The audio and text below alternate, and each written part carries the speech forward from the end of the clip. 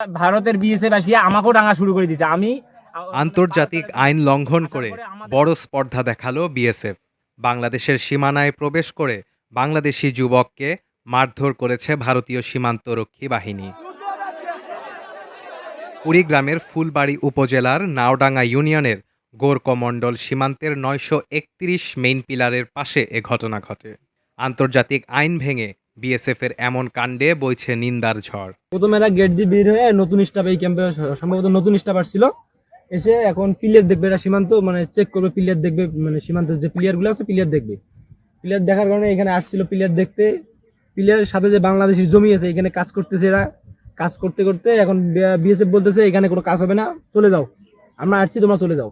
তখন বাংলাদেশি কিছু আমাদের মতন ছেলে আসলো, আসিয়ে বললো যে দাদা কেন আমাদের আমাদের জমিতে আমরা কাজ করব, তোমরা কেন গালি দিচ্ছ?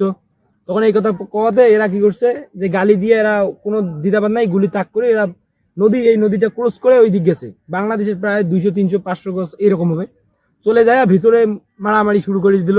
তারপরে যখন বাংলাদেশি সবাই একজোট হলো, ওরা নাহলে 50 জনের উপরে আসছে, এসে মনে করেন যে কোনো কথা নাই, পিটাপিটি ধাওয়াধাওয়ি শুরু করে দিল। তখন বিজিবি 2-3 জন আসি এরা নিয়ন্ত্রণ করার চেষ্টা করছে।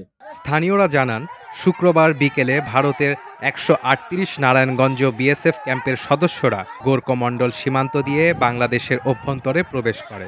এ সময় বাংলাদেশিরা তাদের বাধা দিলে বিএসএফ সদস্যরা উত্তেজিত হয়ে তাদের মারধর করে।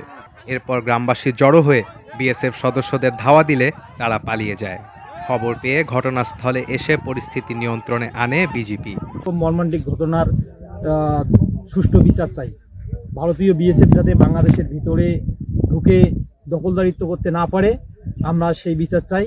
আমরা বাংলাদেশের দেশপ্রেমিক নাগরিক, আমরা জীবিত থাকা অবস্থায় বাংলাদেশের 1 ইঞ্চি মাটিও আমরা ভারতকে দখল করতে দেবো না। আমরা বললাম যে আমরা যে পানি দেই, আমরা যে আবাদ করি, এখানে গরু নিয়ে আসি, আমার গরু নিয়ে গেছে, আমার সাইকেল ভাঙিয়ে দিয়ে গেছে, আমার সব কিছু নিয়ে গেছে, ওরা নিয়ে যায়। তারপরে লাস্টে সাইকেল টাইকেল ভাঙিয়ে টাঙিয়ে দিয়ে গরুকে মারি টাড়ি তারপরে আমাকে ছাড়িয়ে দিচ্ছে। স্থানীয়রা জানান, এর আগেও একাধিকবার সীমান্তে পায়তারা করে ভারতীয় সীমান্তরক্ষী বাহিনী বিএসএফ। শূন্য রেখায় কাঁটাতারের বেড়া নির্মাণ এবং সিসি ক্যামেরা স্থাপন করে এ বাহিনীটি যা করছে তা আন্তর্জাতিক আইনের পরিপন্থী। ডেস্ক রিপোর্ট, দৈনিক ডেস্টিনি।